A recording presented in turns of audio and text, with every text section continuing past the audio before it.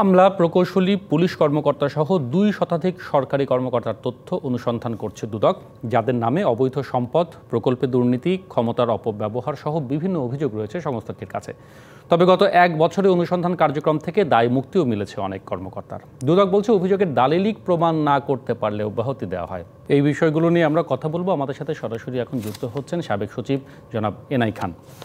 জনাব এনাই খান, আপনাকে স্বাগত জানাচ্ছি। আপনি হয়তো আমাদের প্রতিবেদনগুলো দেখেছেন। আমরা দেখছি যে সম্প্রতি সময় বিভিন্ন সরকারি উচ্চপদস্থ বর্তমান কিংবা অবসরপ্রাপ্ত কর্মকর্তাদের বিরুদ্ধে অবৈধ সম্পদের হিসাব নিয়ে বেশ সরগরম, এটি টক অফ দ্য টাউন বলা যেতে পারে। দুদক এখানে পদক্ষেপ নিচ্ছে, উচ্চ আদালতকে এগিয়ে আসতে দেখছি।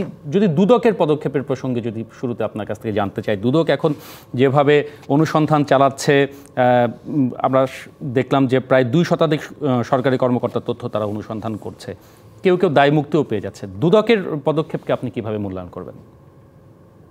দেখুন, একটা বিষয় হচ্ছে, একটা কালচারাল ইস্যু আছে এই দেশের।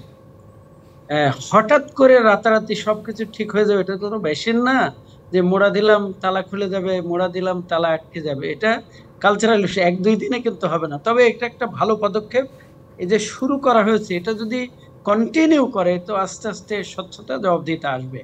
সবচেয়ে বড় জিনিস, প্রত্যেকটা অফিসের যারা অফিস প্রধান আছে, তার উপরে যারা রাজনৈতিক কর্তৃপক্ষ আছেন, তারা যদি কন্টিনিউয়াস অফিসকে মনিটর করে, তাহলে এটা সম্ভব স্বচ্ছতা জবাবদিহিতার, দুর্নীতি কমানোর। তাছাড়া শুধু দুদক ওখান থেকে কিন্তু পারবে না, সেটা সম্ভব না। এখন আমি একটা উদাহরণ হিসেবে বলি, যদি ধরে নিলাম আজকে কেউ সরকারে আসলো, এসে বললো সবাইকে নামাজ পড়তে হবে। বহু লোকই নামাজ পড়বে, উঠবোস করবে, কিন্তু দোয়া টোয়া কিছুই পড়বে না। তো কি করে আপনি ধরবেন? আপনার কোনো মেশিন আছে যে ধরবেন এটা?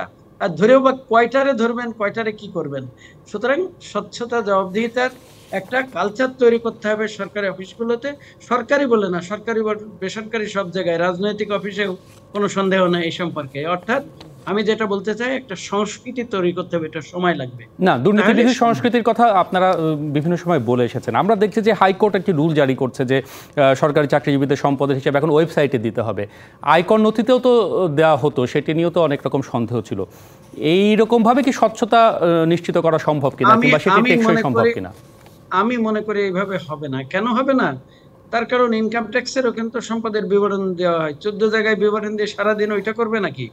এইটা হচ্ছে সম্পদটা হলো কিভাবে, সম্পদটা কিভাবে হলো, প্রত্যেক অফিসে যদি day to day, time to time যদি দেখায় সে ঠিকভাবে সেবা করছে কিনা, তার বিনিময়ে টাকা নিচ্ছে কিনা, বা কি করছে কিনা, সেটা যদি দেখা হয়, তখনই এটা কন্ট্রোল করা সম্ভব। তবে এটাও ঠিক, এর উপরে একটা সুপার স্ট্রাকচার আছে দুদক, বা ওই যে বলছে সম্পদের হিসাব দেওয়া, সেটা হতে পারে। কিন্তু এটা অনেক জায়গায় করলেও এটা হবে না, যতক্ষণ না ইন্ডিভিজুয়াল অফিসে। কারণ 15 লক্ষ সরকারি কর্মচারী আছে, কর্মকর্তা কর্মচারী আছে।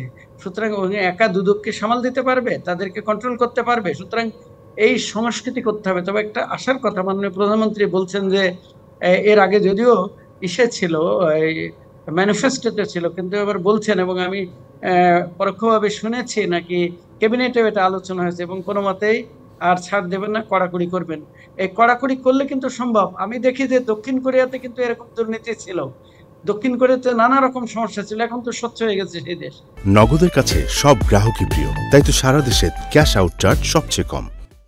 চাইলে এটা সম্ভব, তবে চাইলে রাতারাতি সম্ভব না। এটা কন্টিনিউয়াস একটা প্রসেস থাকবে। আজ চাইলাম, কালকে বসে থাকলাম, তারপরের দিন নড়াচড়া করলাম, তাহলে হবে না। কন্টিনিউয়াস প্রসেস, আস্তে আস্তে আগাতে হবে। আরেকটা জিনিস আমি মনে করি যে প্রথমেই উপরের দিকে ধরে না, প্রথমে কত মানুষকে টাচ করে কারা, সেটা দেখতে হবে। বেশি মানুষকে, এই যে যারা দুর্নীতিতে সমস্যা সৃষ্টি করে, কষ্ট দেয়, তাদেরকে আগে টাচ করতে হবে। মানুষের উপকার দরকার। খবরের কাগজে চানাচুর ভাজার মতো যদি খবর হয়, সেটা অনেকে শুনে আনন্দ পাবে, কিন্তু গরিব মানুষ, সাধারণ মানুষের উপকার হবে না। মানুষকে টাচ করে কোন দুর্নীতিগুলো, সেই দুর্নীতিগুলো আগে অ্যাড্রেস করতে হবে। সেটা আইজি হোক, সেটা সেক্রেটারি হোক, বা সেটা নিচের দিকের লোক। আপনি দুর্নীতি বিরোধী সংস্কৃতি গড়ে তোলার কথা বলছেন, সেখানে আমরা সরকারি কর্মকর্তাদের নিয়ে কথা বলছি, এর বাইরে আইন শৃঙ্খলা বাহিনী রয়েছে কিংবা বেসরকারি খাত রয়েছে। সার্বিকভাবে এই বিষয়টি আসলে বাংলাদেশের প্রেক্ষাপটে মানে কিভাবে সম্ভব, সেই চ্যালেঞ্জটি মূলত কোথায়? এখানে রাজনৈতিক বিষয়ও তো জড়িত নিশ্চয়ই। তবে এটা ঠিক সরকারি অফিসে যদি হয়, এটা সরকারি অফিসকে টাইট দিলে আস্তে আস্তে অন্য জায়গায় ঠিক হয়ে যাবে। এখন কিন্তু বেসরকারি অফিস থেকে আরম্ভ করে সব জায়গায় কিন্তু দুর্নীতি আছে। যেমন আমার ভাগ্নে জামাইয়ের গার্মেন্ট ছিল, আমি জানি তার মালামাল নিয়ে ট্রাক সহ উদয় হয়ে গেছে। এরকম আরো বেনাপোল থেকে এদিকে আসার সময় এরকম হয়েছে, বেসরকারিতেও কিন্তু আছে। সেই জন্য আমি সংস্কৃতির কথা বলেছি। তো আমার মনে হয় সরকারি অফিস ঠিক করলে আস্তে আস্তে অন্যরা ঠিক হবে, আইন শৃঙ্খলা ঠিক করলে হবে, কিন্তু ধরার একটা প্রসেস থাকবে। সেটা হচ্ছে আপনি ইয়াবা যদি দেশের ভিতরে ধরেন তাহলে কোনো কাজ হবে না। ইয়াবা যখন আসে, কেন আসলো তাদেরকে জবাবদিহিতা করতে হবে, যারা যে দায়িত্বে আছে, তাহলে কিন্তু হবে। এইভাবে ধরতে হবে। যেমন এই বিল্ডিং টিল্ডিং যেগুলো আগুন ধরছিল, এই তাদের মালিকদের যদি ধরেন তাহলে কিন্তু হবে না।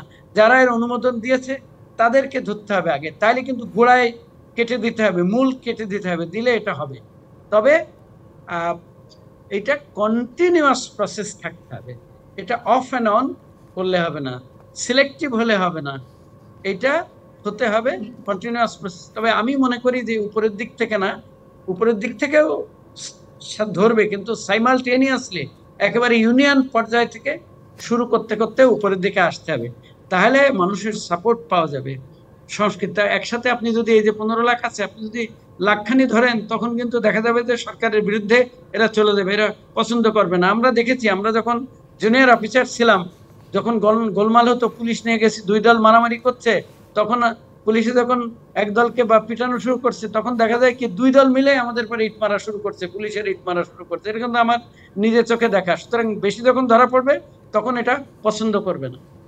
মানে এটি একটি সার্বিকভাবে সমন্বিতভাবে এই প্রক্রিয়াটিকে এবং ধারাবাহিকভাবে এটিকে চালু রাখতে হবে, তাহলেই জিনিসটি টেকসই হবে বলে আপনি মনে করছেন। অনেক ধন্যবাদ জনাব এনায়েত খান আমাদেরকে সময় দেওয়ার জন্য। ভালো থাকবেন। ধন্যবাদ। আমাদের সাথে সাবেক সচিব এনায়েত খান যুক্ত হয়েছিলেন। দেখছেন ডিবিসির নির্বাচিত সংবাদ, একটি বিরতি নিচ্ছি।